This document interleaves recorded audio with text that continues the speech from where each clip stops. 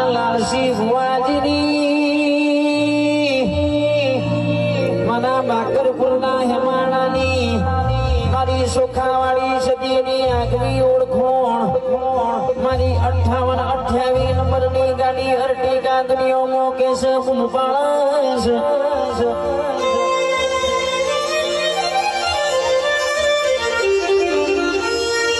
Ertiga 58-28 નીકળ એટલે લોકોનો બાહેર લોહી બળી જાય પણ કેસ મારી સુખાવાળી સદીની કેસ અને નોમના આખા ગુજરાતમાં ગાજતી કરીશ